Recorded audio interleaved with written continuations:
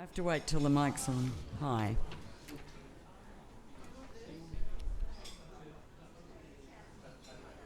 So, good afternoon, everybody, and sorry for the slight delay.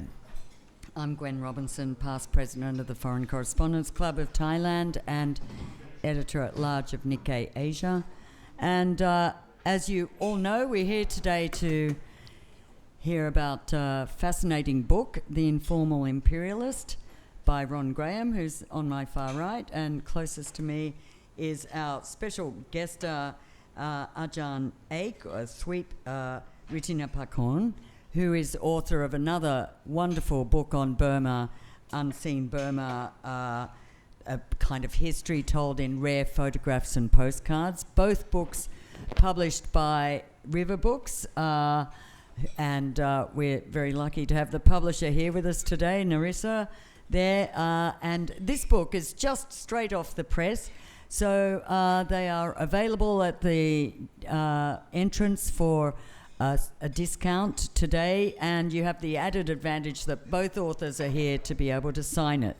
So that's my sales plug over, and I have one other little sales plug, which is because I know that there's a lot of Burma-focused people here today.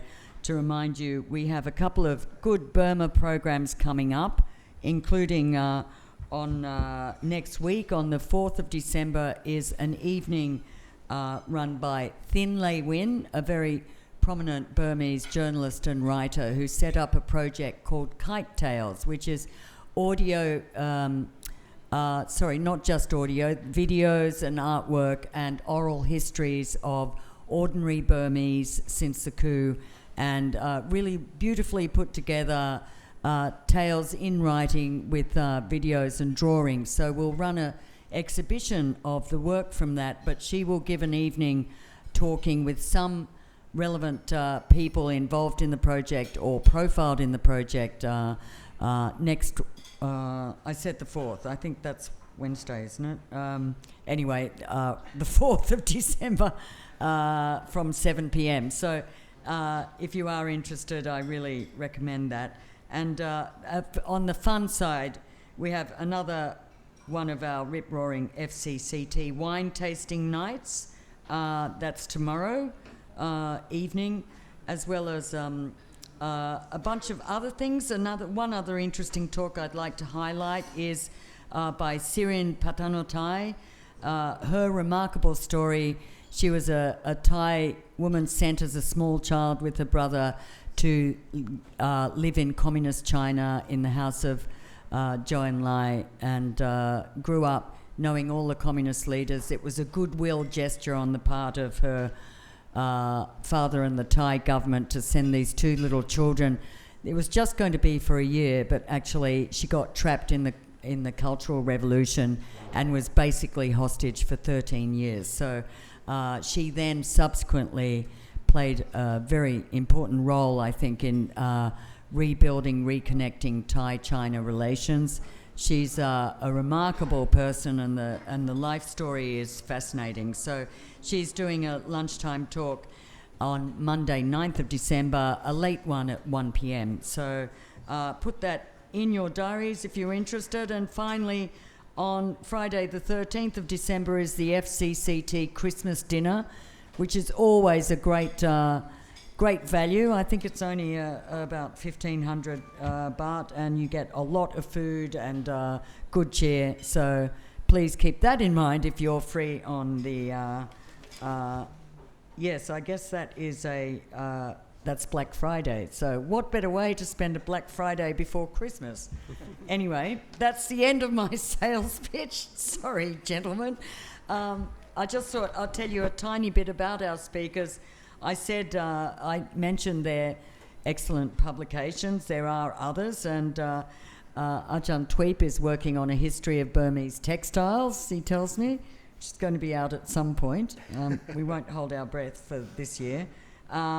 Writer, independent scholar, avid collector, and widely known as an expert on Burmese culture as well as textiles, and regular speaker with the Siam Society, Thai Textile Society, and many international conferences on those kind of topics. And Ron, who we're very lucky to have here from Toronto, is an award-winning author and journalist based in Toronto, and over several decades he's written extensively about politics, history, religion, business and the arts. He served as a trustee of the Royal Ontario Museum, which is part of how this book, I think, evolved, your connection through that, a fascinating story, and also curated an exhibition of Japanese ceramics and has been a student of Burmese Vipassana meditation since 1973, which I think you said, Ron, was the first time you went to Burma. So Ron was in Burma in 73 and he was back in and out over decades. He was telling me his last trip was just as COVID or just before COVID hit, with his wife Gillian, who's a scholar of Burmese art. So this is the, power scholarly Burmese couple here. And I think one thing I'd like to highlight personally, having just read a bit of the book, but a really fascinating tale of how Ron tracked this story and put together this remarkable history, is what's so fascinating about Clement Williams is how a British army surgeon who was pitched up just as a doctor for British soldiers morphed into one of the most influential foreigners in Mandalay, definitely, and possibly Burma at the time. And I guess essentially reinvented himself in many, many ways, including this remarkable photography. So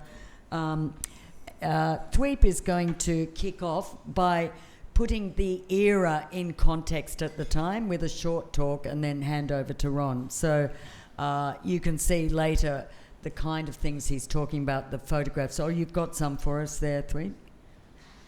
Tweet. All right. Yeah, over to you. All right. Thank you, Gwen. Good afternoon, everyone, and happy Thanksgiving. I think today is a good day. I'll try not to be long. I just want to give you a bit of the background, just to paint some backdrop of understanding of what is happening at that time in Myanmar. Because I was talking to Ron and I said, that time, it was something that is almost like a missing gap that has not been studied much. We know that Burma was already, the territory was already kind of receded to the upper Burma only, and then the king was a peaceful king. He did so many great things, but why everything happened? And I think in Burmese history, we always end up with a lot of question of what if this person didn't die? What if this had happened? What would have been today?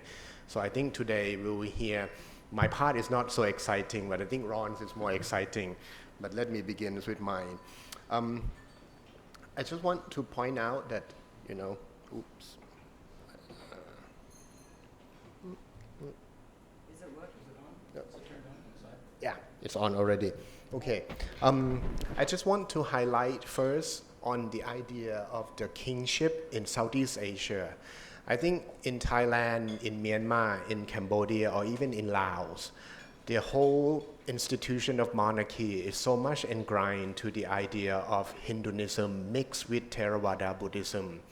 And one of the concepts that stood out very strongly is the idea that all the rulers are aspired to become what they call a universal monarch, or in Sanskrit they call it Chakravartin.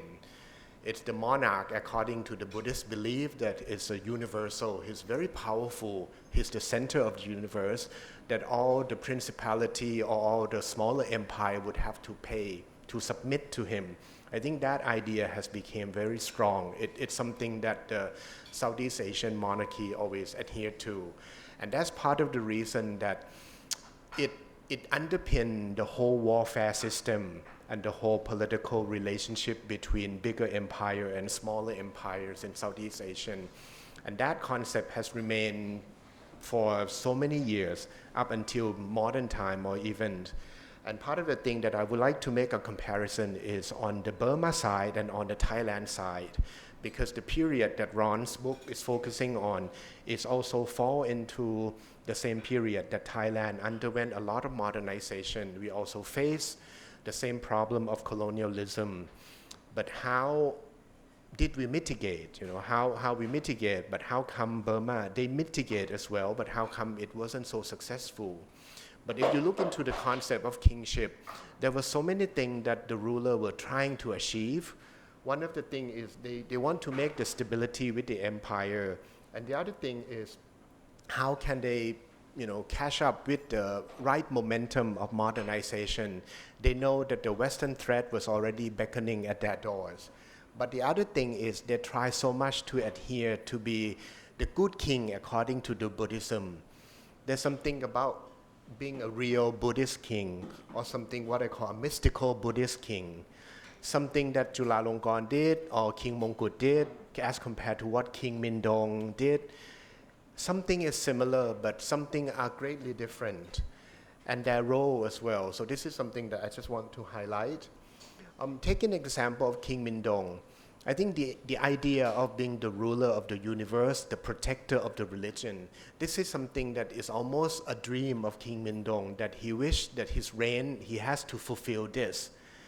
I'm sure there's a political reason, but the whole rationale that he has claimed about establishing the new capital of Mandalay, fulfilling the prophecies, being the fifth synods organizer, that's something that he was so proud of, and I think it was the great merit. He built Kutodor, inscribed all the Tipitaka on the slab of the marbles.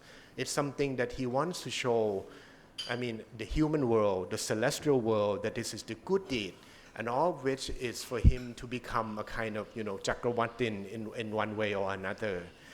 But the same idea of Chakravartin, I don't want to use the word backfired him, but when the monarch engrained himself so much on the idea of Chakravartin, it means that whoever comes from the outside world would have to be submissive, would have to pay homage to him.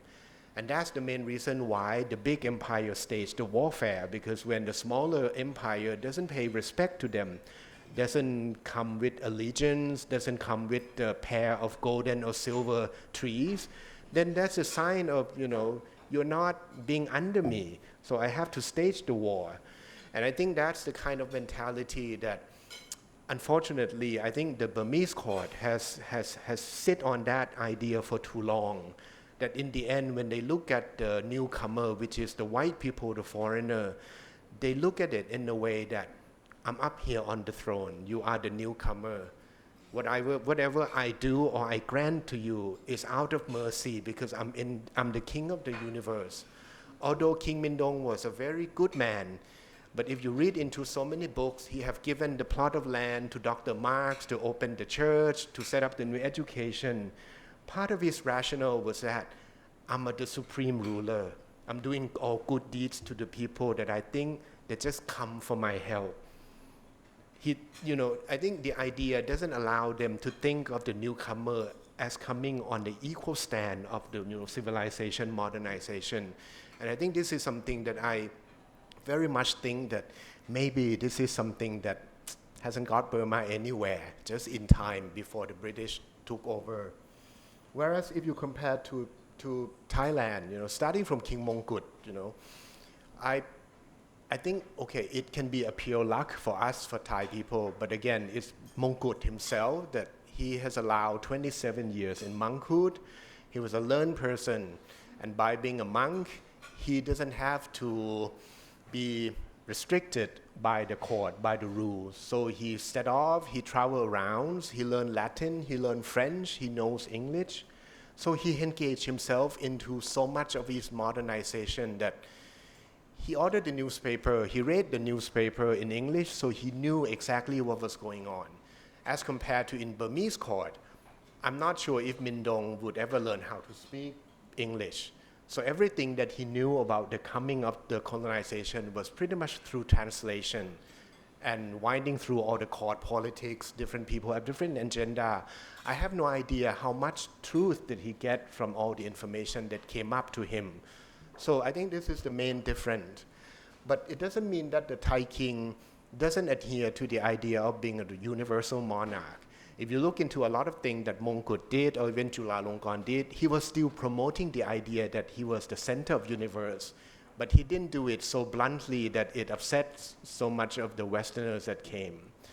One of the simple things that I just to mention is if you look at this photo, you would never see, nobody knows what King Mindong looked like in real person. all the things, all the portraits that you saw of him, it's not a real photograph. It was based on the drawing that was done by Colesworthy Grant when he went into the court with Henry Yu during that mission. And I think he has to secretly try to draw everything so quickly because the court in Burma was still so restricted to the idea that the ruler or anyone should not be photographed or to make an idol out of it because of the fear of inauspiciousness or the black magic. Whereas the same period, King Mongkut already was the first pioneer in Thailand to have his photograph taken because he knew that it was the technology that everyone in the West was already embracing. And he wanted to have his photograph taken as a diplomatic gift so he can send to the world and say that this is the ruler in Thailand. He's already dressed up in a lot of Western costumes to show that, Thailand, Westerners, we are on equal stands. So this is something that I think it's amazing to compare, what is happening in Thailand and Myanmar at that time.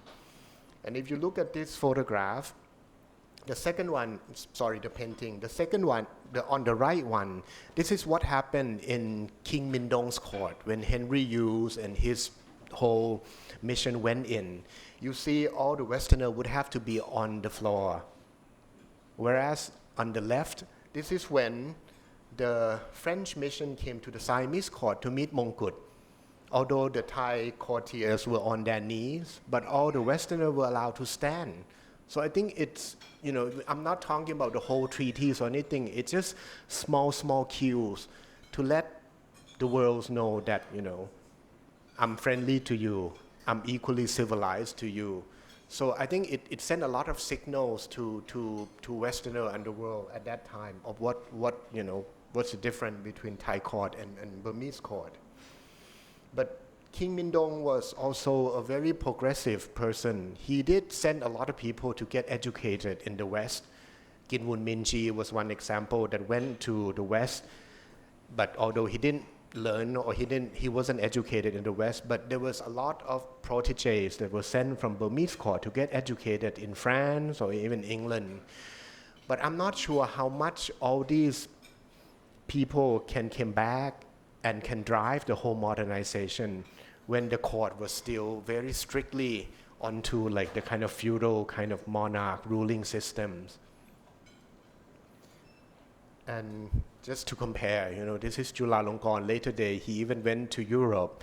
He got himself photographed with Tsar Nicholas II, a person that he befriended with a couple decades earlier when Tsar Nicholas was still a crown prince visiting Singapore. Some spies from Thailand knew that Tsar Nicholas at that time was in Singapore, so the king readily invited him to come to Bangkok, and it was the grandest feast that Thai monarch organized for the Russian crown prince to enjoy. And that friendship lasts until, what happened to the Romanov, and then we also politically benefit so much from that relationship that Rama V did. So I think I only have, this is all I prepared. I just want to give you a little bit of the background so you see the difference of how Burmese court was run at that time as compared to what Thai court was run at that time. Then I'm sure you will learn so much more from Ron. So thank you. I'll give my mic to Ron now.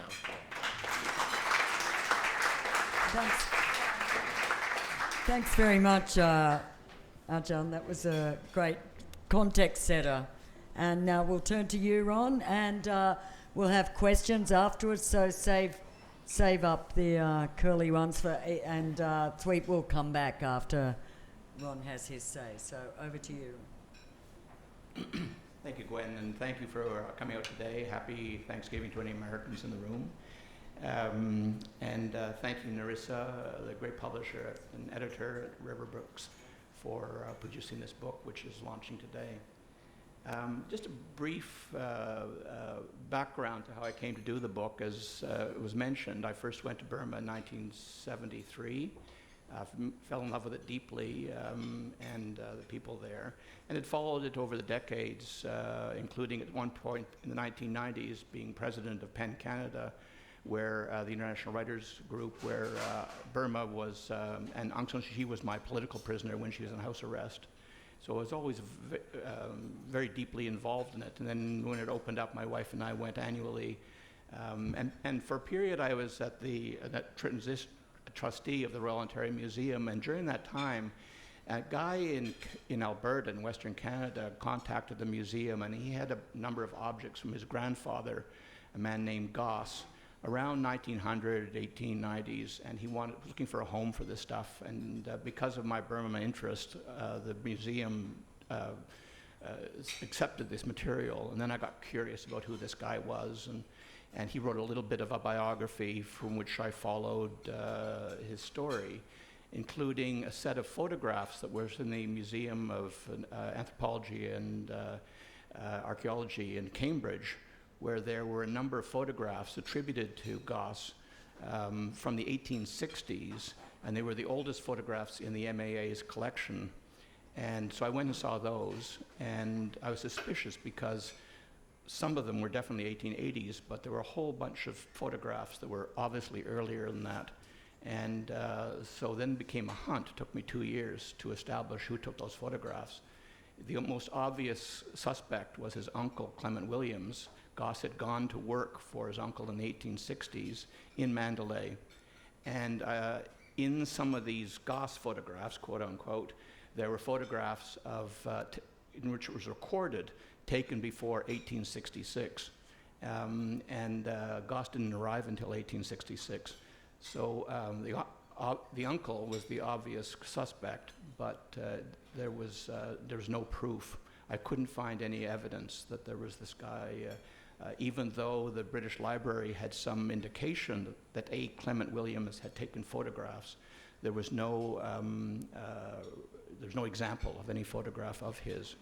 And so that became the hunt that became the book. And the stories boast these incredibly rare, unique early photographs, early even in the history of Southeast Asia photography, was the impetus for the book. And then, then from there, which is what I'm going to try to concentrate on today without going into details too much, is how Clement Williams' story really reflected the story, first of all, of this great king, King Mindon, of whom too little is known, even in Burma.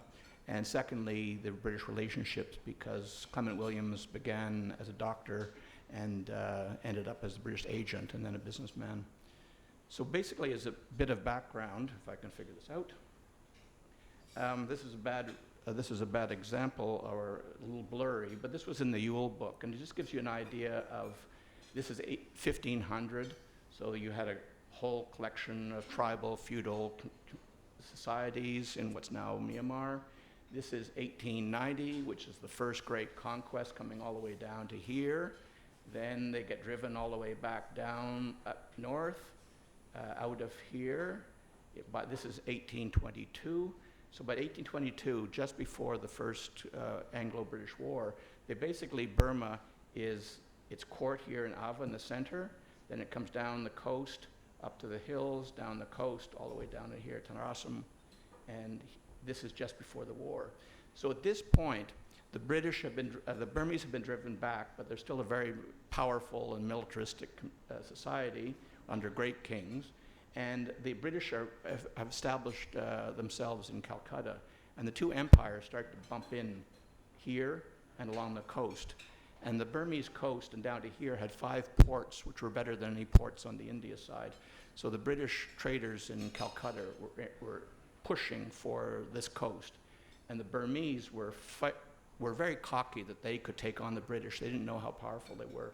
And it's unclear who started that war, but it was a disaster. It was 2 years, huge amount of loss of life, huge expenditure, and it ended in 1826, after 2 years, with the British taking this part here and all along the coast here. And for a while, that's all they wanted was this. So they left Pegu, this great, very wealthy province around Rangoon, and they left the center part. And for about 20 years, that was sort of okay. It was sort of, the British were preoccupied with other wars in India and on the western side, and they weren't particularly engaged in here. Merchants started to come in here into Rangoon, and they were very preoccupied with getting the teak and the gems and the rice paddies of Pegu around here. So in the 1850s, the Second War began, sort of by accident, but clearly it's obvious the British started it. They came back and they took Pegu here, and they pushed the court of Ava, landlocked around Mandalay, Ava, in here, the capitals. And this is where the story begins with King Mindon and that empire. It's landlocked, and it's just a shadow of its former self. The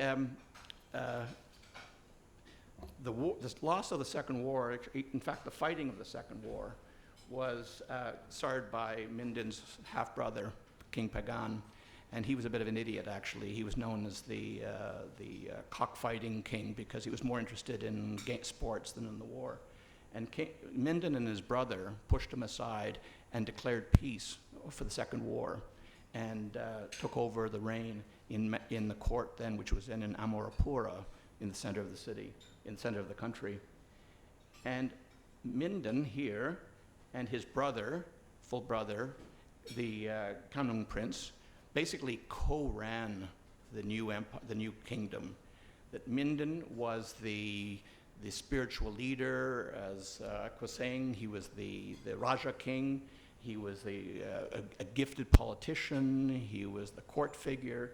And his brother was the industrial, military, pro-Western enthusiast.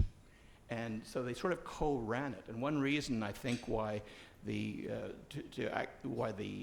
modernization didn't take over was because basically Mindon was on one side and his brother was running, whoops, what have I done? Running the other side. But they coexisted. And the biggest difference was they sort of have a good cop, bad cop thing. Mindon, everybody loved him. He was charming, intelligent, wise, spiritual, political. The brother was always universally, even inside Myanmar history, considered a bit of a thug. He was angry, he was tough, and he was virulently anti-British. So Mindon had sued for peace right away. His brother was saying, no, I don't hate the British. They took Pegu, they are the bad guys. And he wanted to modernize, but he modernized through France. So he sent all his courtiers to France. He brought French engineers in. And of course, this agitated the British to no end. So they began, the British, to try to deal with him, and they sent this extraordinary figure, Arthur Farr, at the end, an Irishman, a veteran soldier, one of those, sort of the epitome of the British Empire, a scholar, fluent in Burmese, deeply rooted in the culture, an historian, and a much beloved figure by the Burmese, from all the reports that I've ever read at that time. And he was sent twice, first to Amarapura and then to the new capital, Mandalay, to try to make a deal with Mindon, a trade deal, but also a peace deal. And he went twice and couldn't get that. And one of the reasons he couldn't get it was Mindon, because of the pressure from his brother, was not able to sign a peace treaty in which he recognized the surrender of Pegu. So he said, look, history will judge me if I've surrendered that land. And so he basically stalled. And one of the reasons he stalled was that there was no British diplomatic relations since Mindon's grandfather's time, after the First War. And he was relying on this guy here, Thomas Spears, who was a local merchant, and he became the correspondent. He was sort of the eyes and ears. He was a friend of the king's. He would report on. But in 1860, Spears goes back to England, and Farr needs a new correspondent, eyes and ears at the court, in a time when there was no diplomatic relations. Enter Clement Williams. He's 28 years old. He's an assistant surgeon in the British Army. The British Army is posted to Burma, to the whole of Pegu and Ava in 1858. It's after the Indian Mutiny. There's nothing happening here. In fact, Mindon had sent money to the British Army in India to help them put down the mutiny. But this regiment was parked there, and Clement was a very adventurous, bright, enthusiastic character, and he chafed it under the fact that there was nothing to do. He learned Burmese very quickly. On a leave, he went up to Mandalay. He used his medical skills to ingratiate himself into the court. And when Farr was looking for a correspondent, Williams was his guy. He spoke Burmese, had contacts to the court, and so he was taken away from being a doctor and sent up there as Farr's correspondent. And at this point, Farr was the chief commissioner of all the 3 provinces that had been conquered and united. So he pops up here, and he pops up. This is a photograph he takes from Mandalay Hill, probably 1862. And it's as I mentioned, Minden had built a new capital in 1857. This is 1861, 62, so it's still under construction. And it was built under very strict spiritual and religious grounds to be a center of Buddhist culture in a cosmic way. And so Clement arrives at this period. It's a town of about 70,000 people. There's maybe half a dozen foreigners and no other Englishmen, a couple of Frenchmen, some Armenians, a Greek, but basically no other Englishmen.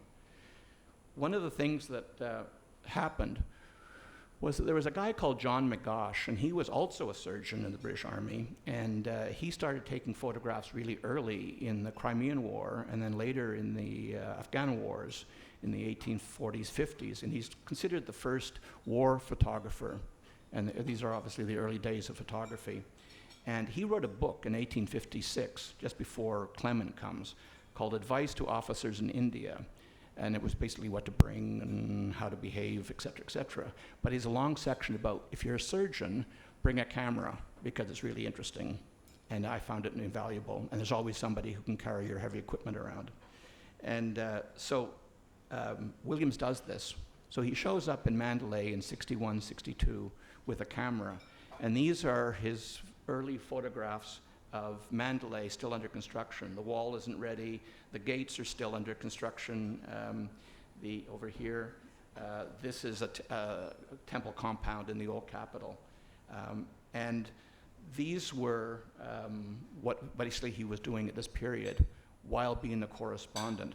And in 62, he and Farr are able to get a trade deal with Minden, partly because of Williams's interactions. And that trade deal allowed 3 things. 1, it was a free trade deal. 2, it allowed for an agent in the future, not just a correspondent, but an agent. And 3, it allowed for foreigners to travel into the country. And this was the key thing for both Farr and Williams, because they believed that more important than the trade deal was that Burma was going to offer them a trade route from Calcutta to the Indian Ocean, up the Irrawaddy, over the hills into Yangon province of China. And that's what they wanted most, and that's what the British in Calcutta and London wanted most, and it's what the Rangoon merchants wanted most. And so young Clement takes this on as his sole obsession. So basically you can see here, they're here, this is they're here, this is the route going up over the mountains. There were other schemes, some people trying to build a train up, and there were other things, but Clement claimed, he was a bit of a braggart, in fact he was a lot of a braggart, and he was trying to, in his own insecurities, beef himself up. He claims the whole idea of going up the Irrawaddy into China was his idea, and he was determined to be the first person to achieve that, to open. And he wrote this book about his trip up there as ways to establish himself as an early and important pioneer. In that book, there are these illustrations of various people he meets. This is the Bamu Woon, sort of the governor of Bamu, which is the main town before you go over the mountains. And these were some traders he had met, and these are in the book. And in the book, these illustrations have a little caption underneath saying, from a photograph by the author. And this is what I couldn't prove, because none of the gifts that came from Alberta had any copies of these images, which would be the smoking gun. And by chance, 2 or 3 years into my project, Another cousin in Alberta had another cache of material that he also gave to the museum because of his cousin. And in there, it was the eureka moment, were several albums of photographs, many, many contracts and other things that were proof. So these are the Clement Williams photographs that came in the section gift. And just to remind you, this is what they were based on. So, so for my project, that book and this gift was the eureka moment that that allowed me to establish that Williams was not only the photographer, but also his importance. Williams comes back from Bamu, and he finds, lo and behold, he's been named the agent. Minden had always been suspicious of an agent, or even more a resident, which would be an ambassador role. Agent was more like a consul, because the British, after the First War, had put in a guy called Henry Burney into the court of Ava. He was pushy, he was obnoxious, he claimed more power than he had, and basically the kings pushed the British out. And Minden said, I'd rather have a war than accept another agent. But he made the exception because of Clement Williams. He had offered Williams the role of a consul, and he said, if you make Williams your agent, I will accept an agent. And so this soldier, this army guy, this doctor, 28 years old, 29 years old, with no diplomatic experience, becomes the first British agent in Burma in almost 33 years, I think it is. It's a tricky position because Minden is still very, very sensitive about being pushed around by the British, and his brother is even more enraged about being pushed around by the British. So Clement had to play this role of being, I'm here, I'm a sort of an agent, but I'm not really powerful, and he got to move around in all the trade disputes and diplomatic disputes of the time. The broader context is this guy. In center standing, John Lawrence. He was the viceroy, new viceroy, became the old governor-general viceroy after the company was disbanded and the British government took over the government of India. And Lawrence was a survivor of the Indian Mutiny. His brother Henry had been killed in Lucknow. And he and his cabinet in Calcutta, supported by the London government, had a policy basically in the western parts, Afghanistan, the Punjab, the Sindh, all those wars, of what was brilliantly called masterly inactivity. And it was basically a way of light imperialism.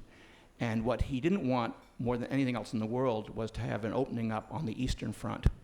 So coming down from London through Lawrence, all through this period of early Clement, was a very, very strict, don't rock the boat, this guy's good, he wants peace, we'll deal with his brother, but basically your job in Rangoon and in Mandalay is to keep the peace.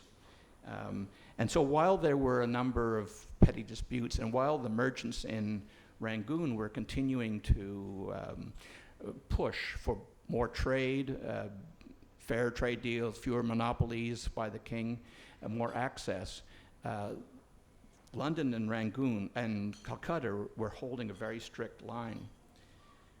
Because he was the agent, and because his diaries, which I found in the British Library, as agent, he then started keeping basically a diary. And the book is in that period is heavily, almost verbatim daily reports of conversations with the king, what was going on, what was happening in the town. They're invaluable sources that was discovered after I figured out who Clement was. But because he was a political agent, there was very little about what, as I suggested, the most important, probably the most important thing about Minden's reign, and that was his religious and spiritual side. He was a monk until he was 23. His two leading advisors had both been abbots at his monastery and became major political figures. He saw himself as a Dhamma king, and he saw Mandalay as the center of the cosmos, and his responsibility was to preserve the balance of the cosmos. And this is a Clement picture, extremely, that's unique and extremely rare. And this was Minden and his brother's spiritual teacher, a monk, forest monk. And he's really the master of early forest meditation when the Sangha became very bureaucratic, very political. This was the guy who was saying, no, go back to meditation, go back to retreats, go back to the forest, get away from the court. And so even though there was a position of the equivalent of the head of the Church of England or the Pope, this guy was never given it because Minden said he's not worldly enough. And he built this extraordinary monastery for this guy at the foot of the hill. And then he launched a series of building programs with great statues. They all have here. If you go through a tour of Mandalay, most you probably have, you're seeing the same thing as Clement was seeing, but except they were new at this point. And because Clement wrote very little about the subject, apparently he had letters home talking about what was happening religiously, spiritually in Mandalay. But by fortune, I discovered an article written in an obscure New Zealand newspaper by a guy called Walter Pepys, who actually was a descendant of the great Pepys, and he also kept a diary. And so he takes a diary of walking around Mandalay in September of 1864 with Clement Williams and visiting all these places. And through that, we can piece together what was happening and the importance of what was happening in Mandalay under Minden spiritually. Clement didn't seem to have a religious bone in his body. He had been born a Baptist outside of a town near Bristol. He was skeptical about the Baptists in Burma at the time. He was very cynical about what was happening here. But he recognized the importance of religion to Minden. When he had conferences with Minden, half the conferences were Minden giving Dhamma talks to any foreigner, whether it's Farr or Williams. And the family, one of the great things that a museum now has is that there's a script written in Minden's handwriting, sort of a prayer that was given to Williams that then came down through the ancestors. And so he was conscious of the importance of it, even though he didn't believe it himself. Minden used to say, and again, to your point, Britain and the West exceed us in all technologies, but we have Buddhism, and therefore we are superior. And he said to Williams, you are more fortunate than your queen because you've had a chance to come to Burma and learn the Dhamma, and she hasn't.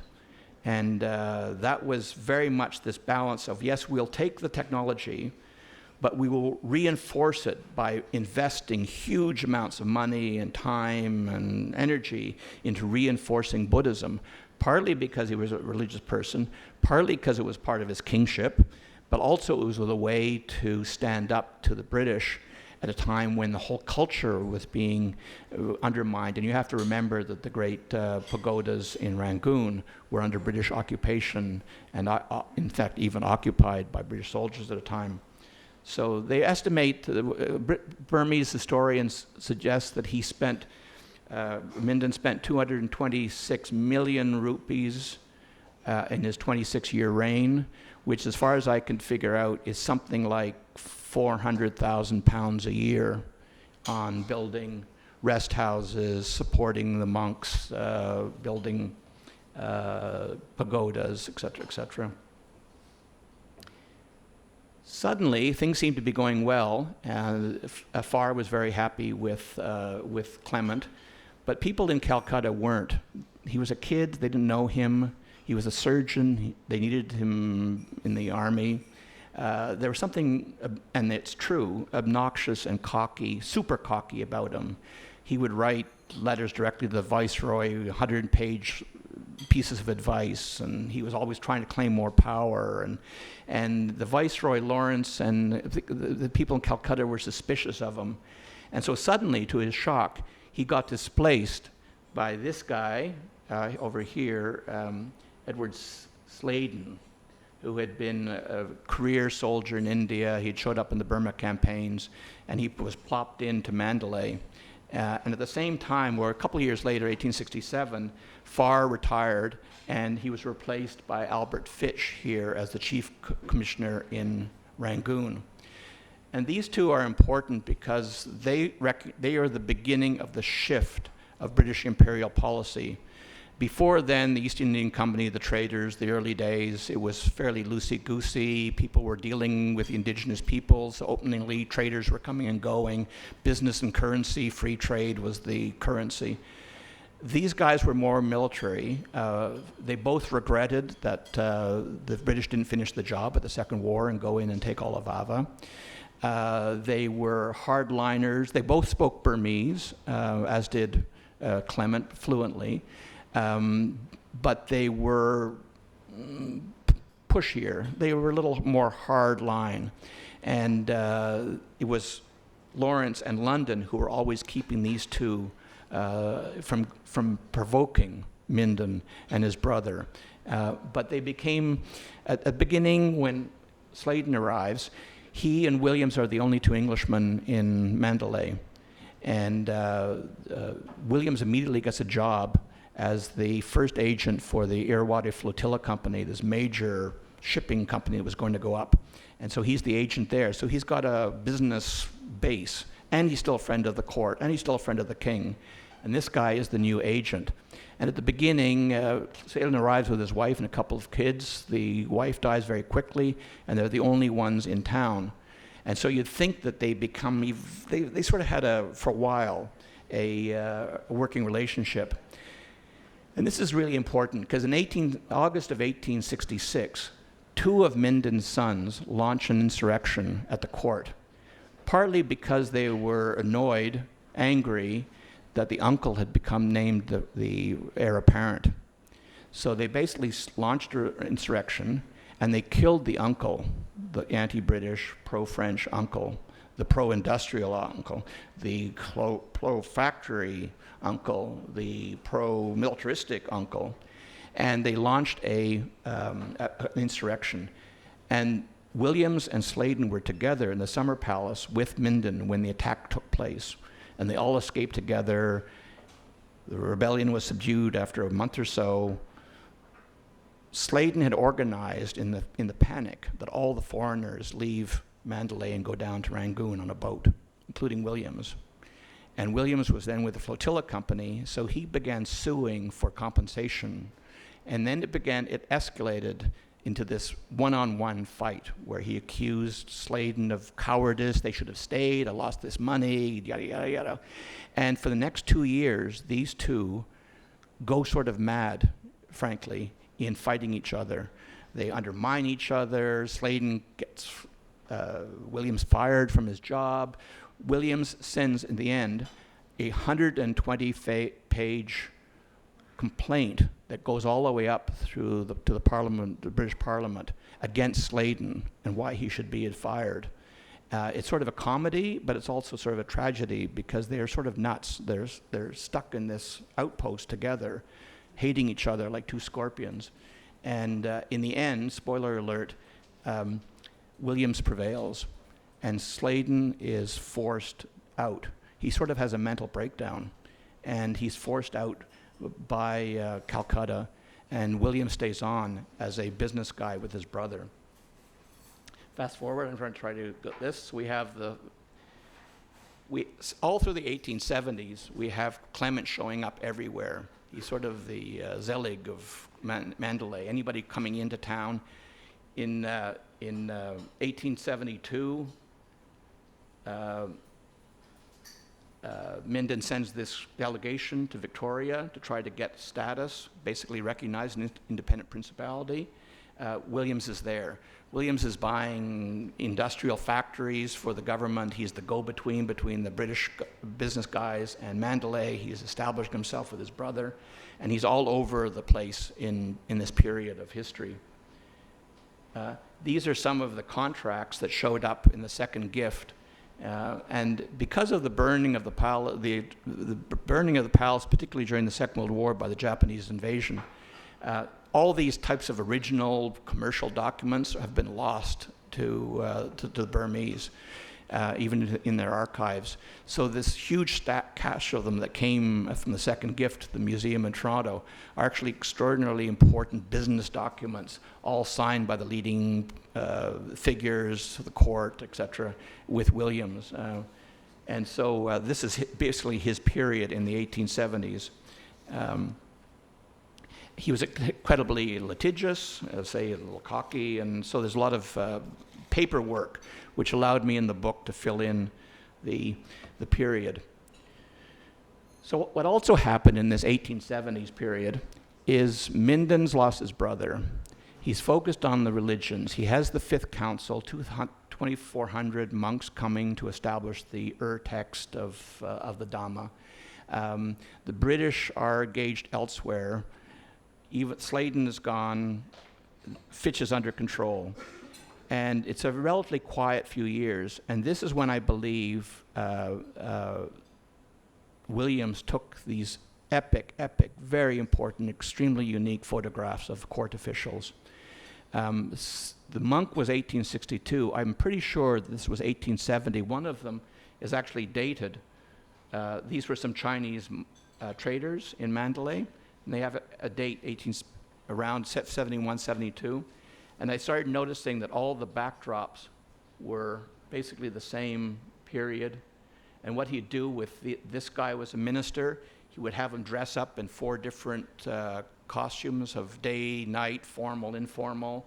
He took, this is just, I don't know who this is, a very elegant young servant.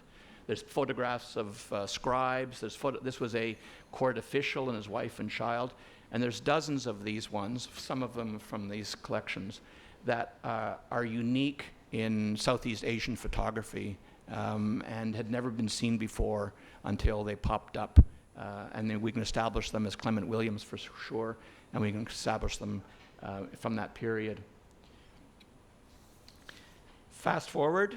These are 2 of the key officials. This is the Prime Minister, Kinwunji. He's the one who went to London. And this guy, this photograph is incredibly important in Burmese history because this was the Ya Atwin Woon.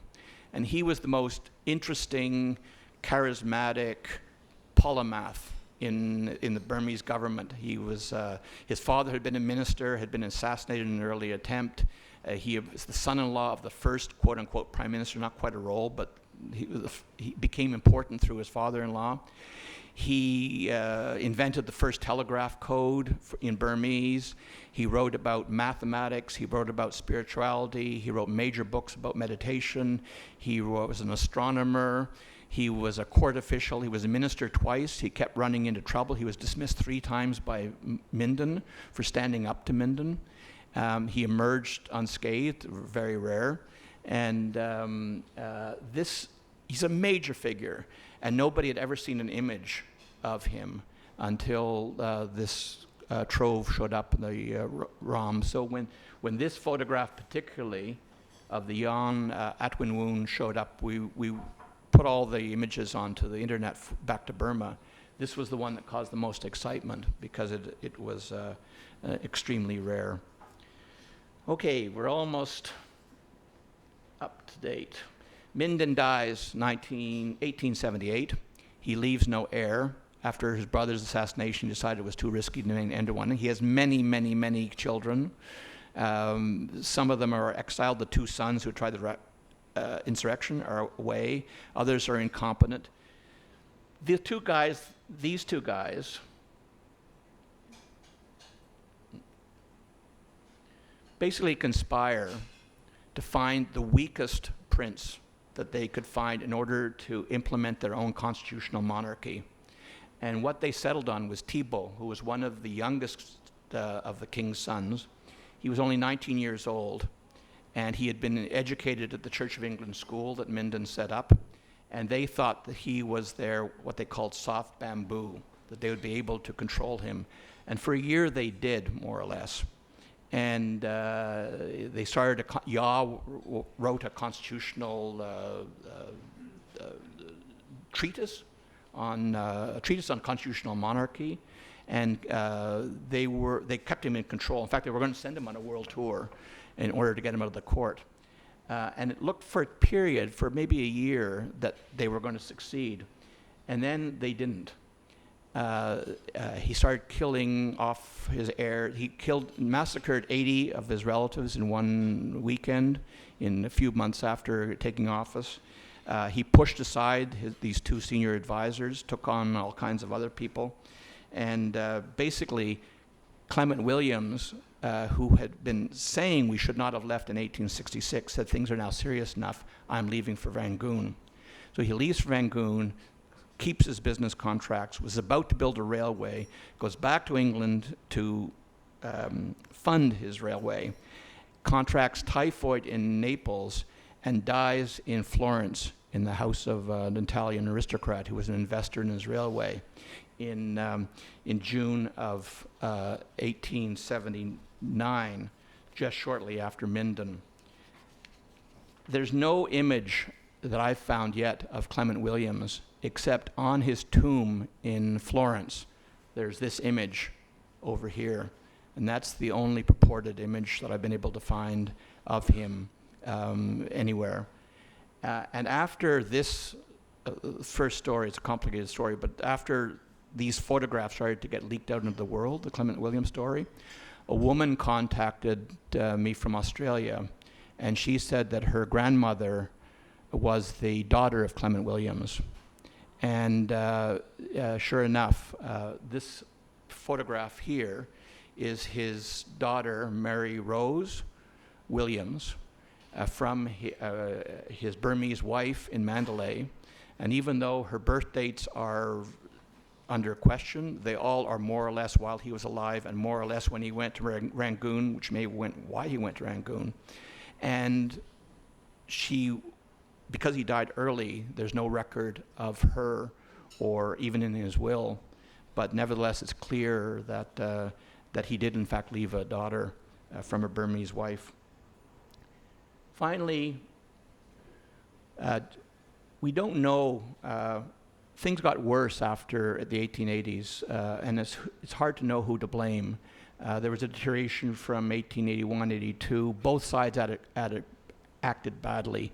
Thibault fell under bad influences. He got a bad rep for the killings. He was considered a drunkard.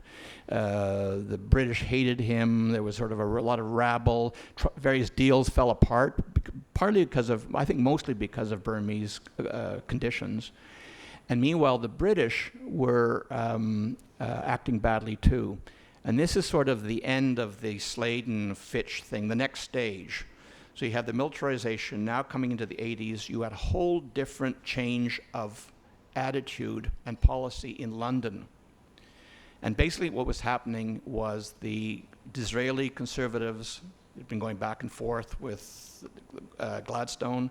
Gladstone more of an anti-imperial pacifist, tired of the expense of war. Disraeli, more an imperial. He is the one that made Victoria the Empress of India. He realized it was good politics to be an imperialist. It was the glory. And what was also happening was trade was now suddenly secondary to territory, because the French were coming in to Cambodia and into Vietnam. The Americans were involved. The Germans were building empires. And the idea of controlling territory was a shift that came in the 1880s. And Disraeli rode that in the sense if it was the glory of the empire, the height of the empire, the emperor's queen. And in the middle of that, Burma gets caught up, thanks to Winston Churchill's father, Randolph Churchill, who fights his political campaign in 1885 in Manchester, saying basically, the French are coming into Upper Burma, we're going to lose that market, and these people are undermining our textiles, and it's time to go and take them over. And he becomes the Secretary of State for India in 1885, and that was his position. And the closest parallel to understand what was happening was basically the Iraq War, where there was a change of regime in Washington. The Hawks took power. The Hawks presented a story of going into Iraq, and history changed. And that's basically what happened in 1885. The Hawks took power in London. They sent it down the regime to Calcutta. to Rangoon, and to Mandalay. And the British troops went in 1885, very, very quickly took it over, within a week, took it over. And at the very last scene, you have here the surrender of the King, Thibault, in the garden of the palace. The British soldiers are here, coming in, British painting, Burmese painting, obviously. And who is sent in to negotiate the surrender of King Thibault but our friend Edward Sladen, who had been sent back basically into exile after his breakdown, and he comes back in, and he's the one who negotiates the surrender and the capture of Thibault. Williams must have been spinning in his grave in Florence, Italy, and Sladen not only comes back, but in the post-conquest regime suggests that he set himself up as the president of all of Burma.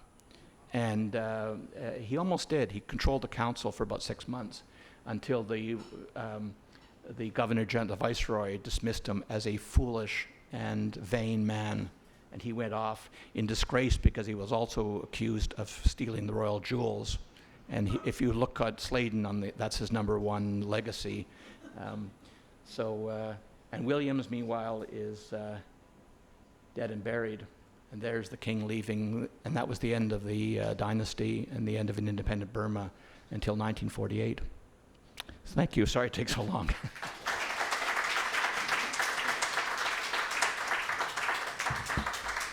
Well, thanks for that, Ron. I mean, wow, you've got material. Have you sold this as a script to sort of Netflix, like a Mandalay-based crown of what is it, Game of Thrones? Yeah. It's almost too much, isn't it, for real life? 80 relatives in a weekend. That's pretty good. Yeah. That's right. He had already taken a few out in the first time, but it was nobody knows who was responsible for that. Like the Kinwin Minji was still there in power. He claimed it was one of the wives who was to blame. Thibault said it was his advisors. He never claimed to it. Williams, who was still alive at that point, said it was the loss of the British in a major battle in South Africa in the Zulu Wars. The word had reached Mandalay by that British loss, and the people around Thibault said, they're vulnerable, we can win this. So rather than capitulate under the threat, they thought they could actually withstand an invasion from the British. And of course they surrendered immediately. Wow. Yeah, well, anyone who was lucky enough to go to Mandalay and tour the old palace, I think you can see, didn't Thibault have something like 100 wives or something? And he must have had like literally hundreds of children. He had 100, well, the numbers vary, but it seems about 110 children, more or less 50-50. There's something like 50 sons. By the time Minden dies, there's 26 heirs. And by the time Thibault leaves, there was 3 heirs in exile, and everybody else dead. Wow, it's really quite a story. So, would you like to come up, and if anyone has, I've got like many questions from all that, but I'd like to give the audience a go. Oh, I can see another River Books author heading to the microphone, who also has, Simon has also done a great book about the British consul in Bangkok at the time. So, okay. Well, you might as well introduce yourself All properly. right, Simon Landy, as a fellow alumni, can we say, of River Books. I wanted to ask you about the Burmese sources. Apart from the material that was sent to your institution, were you able to find any other primary Burmese sources? There's very little. The National Archives in Rangoon produced a few documents, including a letter in Clement Williams's hand, which I found interesting. I was consulting there with the National Librarian and Archivist, because there's nothing there in terms of and I didn't read Burmese, but I read a lot of Burmese, as many, particularly theses out of Mandalay on the Minden years, And there have been a couple of very, very good books by Burmese historians on the Minden years. So I consulted those, but the great, besides what the museum got in terms of artifacts, is these diaries of Williams in the British Library are voluminous. So I went through those and then supplemented it with the contracts, and then a lot of secondary, you'll see from the back of the book, a lot of secondary sources, including primarily PhD theses out of Burma about some of who these court characters were who show up in the photographs, or what was happening from their angle of the rebellion of 1866, well documented. But in terms of raw material, nothing basically out of Myanmar. I think one thing, despite your extensive information about what he was up to and what he was doing, and maybe these records, his diaries, you don't get much sense of the personality. I mean, is he likable or not? Well, it's a good question, because a lot of the things were his diaries, or his official diaries, and there are incredibly frustrating, like his obit was in the London Times, the New York Times, major Burmese scholar, They talk there about him being a photographer. They talk about his official role. And then they talk about these many, many, many colorful letters he sent home to his family. And hopefully someday one of these letters will show up, but I couldn't succeed in... You couldn't find one letter? Not in that domestic way. So, and there's nobody who writes about him in the third person, just like there's no photograph of him. There's none of these travelers who show up talk about him. So you just have to infer between the lines about what he was. And my bottom line was two things. One was I was lucky that I found one of the good guys of the story and not one of the bad guys like Sladen, because I think that Williams, which is hence the title of the informal imperialist, he really was a fan of an independent court of Ava. He was not a Rangoon merchant. And they really were awful people, and I can read you some stuff in the book. Their attitudes were racist and belligerent and militaristic. He wasn't that because he wasn't part of it. His power base was to be a businessman in Mandalay with serious connections to the court. So he had no interest in taking over Burma. He had no interest in the fall of the court of Ava at the end.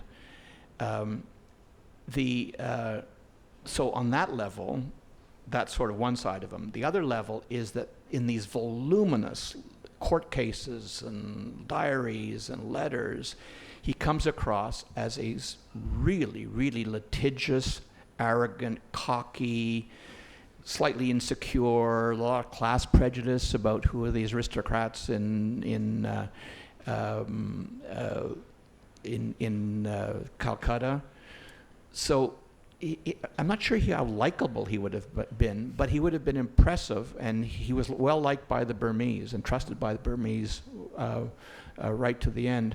And I should add, just because it's a really important factor when we talk about the end and whether it was inevitable, the big change that was happening even before the death of Minden was the British viceroy in Calcutta, actually a Gladstonian appointee, banned British officials from wearing shoes at the court of Minden in 1876.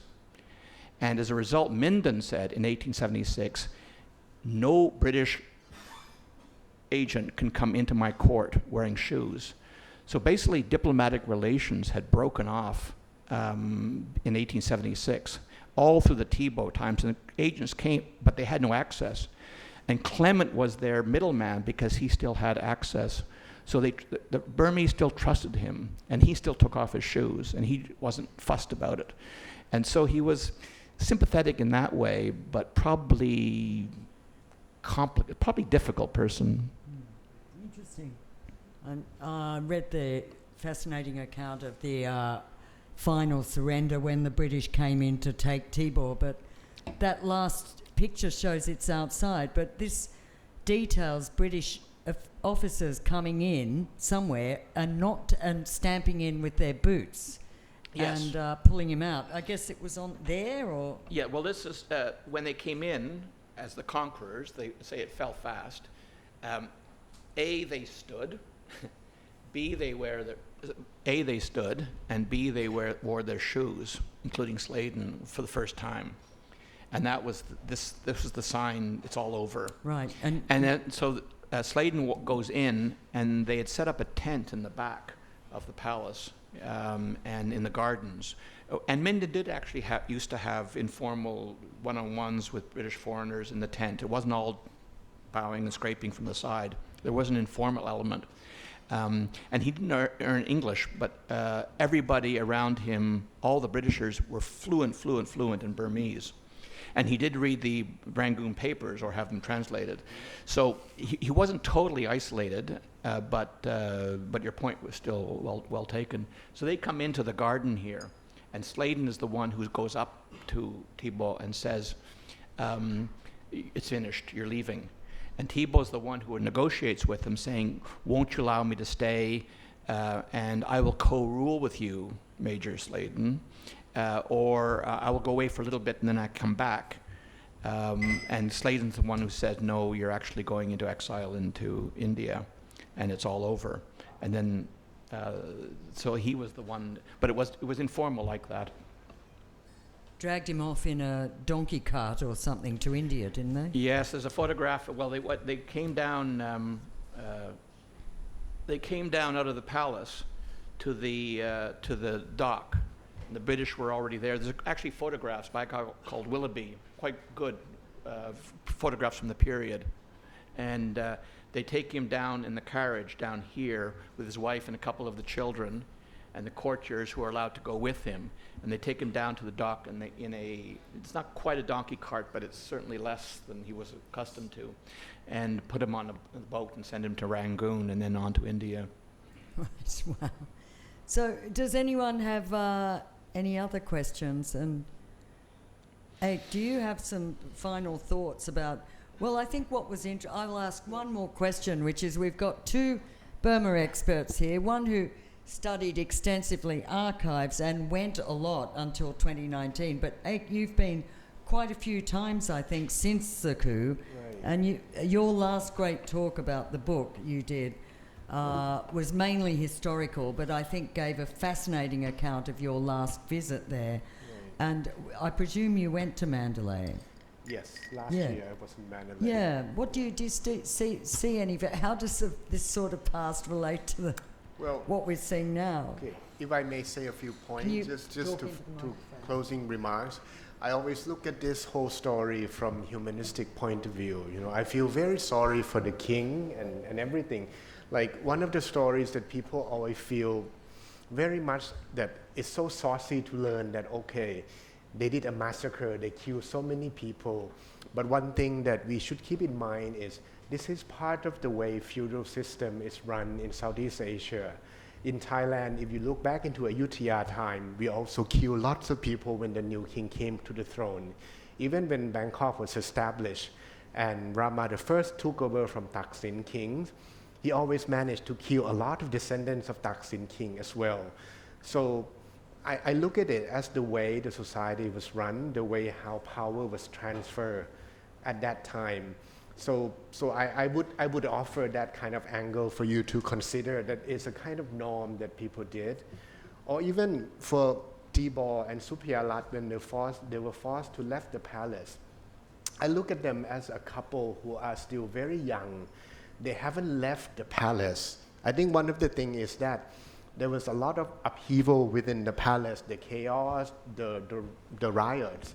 So we were lucky in Thailand, although we have some political problem, but it wasn't up to the point when the kings and queen has to be so scared so much of going anywhere because maybe someone would stage a treason and then, usurp the throne from it. It wasn't like that. So for them, they were just a couple teenage, so naive to the whole world, and suddenly were put into this political game that maybe Kim Woo Min-ji or Yaw Twing Woon were so more worldly than them, so they were doing something. So for them, I was sad to see every time I see this photograph, or even to learn that after they went to live in exile in India, they didn't know the other way to live apart from being a king and queen. Thibault was still insisting on that the British have to invite a lot of monks that he respected from Mandalay to come for his daughter's ear-boring ceremonies. Thibault still insists on giving out jewelry, giving alms to lots of monks, giving money to people, because that was how he was brought up as a king, that he need to be a giver. I mean, that's just my point of view, that I think to look at this from humanistic side, you will get another perspective. That's my final remarks. And just to Gwen's question, I think now in Myanmar, I went back a few times since last year. I think people got on with their lives, but you started to see more traces of difficulties. Everyone would have to experience power cut every day, at least 6 hours. You see a lot of unfinished project that all the foreign investment has, taken out. But people get on with their lives. If you ask them, are they happy? Of course they're not happy, but they just have to move on and try to deal with it. And things become so expensive. A lot of import things. Some simple thing, for example, if you go to Western restaurants, a lot of restaurants will start to do a daily price list because they don't know how currency will fluctuate tomorrow, that they have to have a new wine list with the pricing every day just in order to cope with the currency fluctuation. I was trying to exchange my $100 banknotes, and at that time it was already 4:15, and nobody would want to exchange my money because they said, you never know what the exchange rate will be tomorrow morning by the time the bank open. I said, you just use the rate that the bank has just closed down 15 minutes ago. And they said, no, you don't know what's going to happen tomorrow. So, yeah, that's something that I see, in Yangon, in Mandalay, and I assume it will get worse. Yes.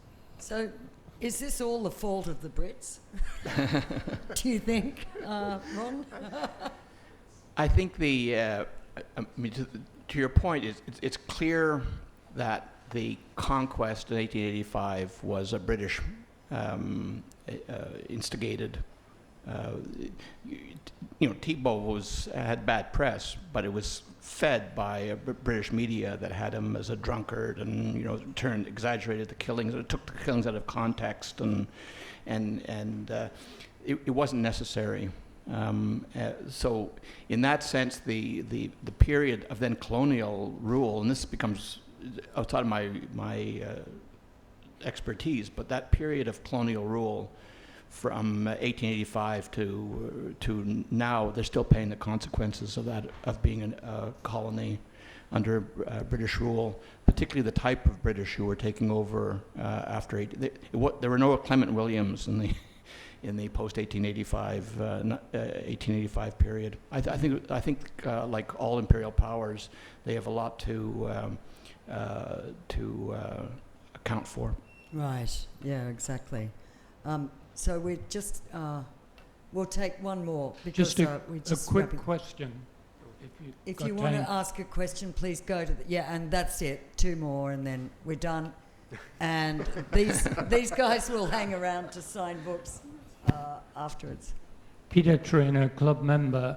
I just wanted to ask: do the Burmese people know about this history? Will your book or anything like it be published in Burma?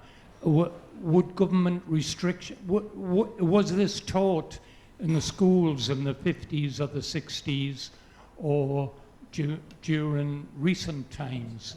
Will your book be available in Burma, or would the government control it or restrict it? My feeling is that Mindon Min is a much revered figure. They don't know a lot about him, but and there actually is a nostalgia for the monarchy that even the generals recognize. That it's a very powerful, even 100 years afterwards, that the generals were trying to usurp some of the spiritual power of the kings and some of the social prestige of the kings, most notoriously when one of the generals married one of the princesses, and they tried to, in a populist sense, the monarchy is still respected, we found, on the at the local level, even by the powers that be. The restoration of the palace at Mandalay and all the fufara around it, and the restoration of the pagodas, Minden's legacy as Burma as a Buddhist nation has been recognized. So I don't think, and there's nothing particularly in the book, not that I would shy away from there was, but it's nothing particularly critical of Minden or of even of the Burmese, even as of Thibault, if you put him in context, that I'd be surprised. And they are interested in the history, they just don't know. It's very difficult to have history. In fact, this book might have had more trouble when the British were in charge of Burma than the Burmese. Well, one thing I can say from visits to Burma myself is that any book, even these very $200 university press published books like the biography of Ne Win and things like that, they're pirated within like days, and they're out on the streets in Burma in English in special bookshops for back then it was like $3. So I'm sure there's a very good point when Narissa will find out how it could be on the sidewalk in Yangon by next week. But I wouldn't try and sue them, Narissa. I don't think you'll get much from the booksellers. Okay, last question. Okay, I'm Kalinga Seniratne. I'm a research fellow at Shinamatra University here. I was listening to the presentations, and what I was thinking about was, because it seemed to be playing into the narrative of the Europeans were civilized people who came to civilize the East, but they were far from civilized. And the kings across Asia, including Myanmar, surrendered because they were intimidated by the military power. So there should have been a lot of massacres and killing of people. So when you did your archive pictures, did you come across any of those pictures of the massacres and killings which were done by the British to intimidate the people in Burma into surrendering? That's a good question. Did you? No, it's again slightly because Williams dies so early in the story. So there's a lot of stories of the killings of the First War and the deaths of the Second War, and the Second War was definitely begun by the British troops. I mean, so they sort of backed into it. So there was the violence around there, but there's not really a narrative of the closest. Interestingly enough, the one that I would pursue most in terms of my answer to your question is that I stumbled on some evidence of the promotion of the opium trade in Burma, and I thought that's an interesting element to explore about the British contribution to the opium addiction and to the harm to the Burmese people at that period. But no, the answer is I didn't find what you were. And did in your extensive research of historic photographs, I guess no one would make a postcard of a massacre, but there were wars. That I remember seeing a lot of images of the wars. Well, for the first and the second Anglo-Burmese war, I can't say because at that time I think the photography technology hasn't arrived yet. But on the third Anglo-Burmese war, if you read into so many sources, it would say the same thing, that there hardly any fighting going on. I think the army boats of the British found it so easy to get access all through like the river fort to report all the way to the checkpoint to come to Mandalay. And I think the surrender was done almost without any bloodshed on the third Anglo-Burmese war. But after that, there was a period of pacification that there were so many riots going on between smaller towns, smaller rulers, that they were trying to gain their own independence. Some, want to subject to the British, some didn't want to. So there were so many groups of rebel, many groups of riots and the dacoits. So post the Third Anglo-Burmese War, but in the pacification period, that you started to see the scenes of killing. Some of the British troops would have to, they call it pacify, but as a matter of fact, they go and kill the riots, the dacoits. And there was, I think, Villeroy Hooper took a lot of photographs on this that have people were stranded on the pole, already their heads cut off, that sort of photos. But I don't think it was a big, like major war. Yeah. I think I agree with that it was the post-1885 period that would be most interesting to explore, and it has been covered up, I think. And again, the parallel with Iraq was that there were a lot of British voices everywhere across the system that said the conquest would be easy. It's the pacification, what you're going to do with it afterwards, that is going to be the problem. And that's actually it launched 2 or 3, 4 or 5 years of military work to pacify Burma, and that story has never been told. But I think the second Anglo-Burmese War was one of I was reading, it's still regarded as, well, I don't know about the wars we've seen in the last few years, but it was one of the most disastrous in history, I think, in terms of casualties, costs. The first. The first. The second was fairly fluid. Right. The first one Yandabo was, in fact, one of the reasons they didn't do the second until they stumbled into it 20 years later was because the first was so unpopular, even in England, because of the cost of both lives and treasury, that nobody wanted to touch it again. It was and I think it was the heaviest reparations forced on Burma of any country ever. There was that too. It was a huge mistake. And yet there were other people who said at the same time that we should have gone all the way. Right, but what you're examining all built on that. That's right. I mean, that was the bedrock of the whole thing, was that the Burmese had been completely humiliated, defeated. Right. But it's interesting that Minden, in one of his, it's an astonishing moment in the diaries where he actually says that the first war, there were so many people at the court telling the king, we can win this. And of course they were the center of an empire, as you in Thailand would know so well, and they believed that they were the strongest force in the world and they could take on the British. And it was a debacle, and the reparations was terrible, and what Henry Burney, the agent, did only undermined. But luckily, Minden recognized that. Minden said, "We can't win this, and it's a humiliation, but we've got to figure out a way around it." His brother was less so. Well, I think I'd like to thank everybody for coming and your attention, and our fabulous speakers. That was really a great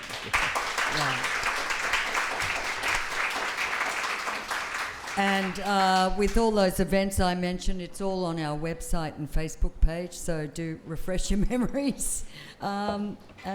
Stick around if you want. Food's been... Oh yeah, we want a picture. And a big thanks to you, Narissa. Thank you. Yeah.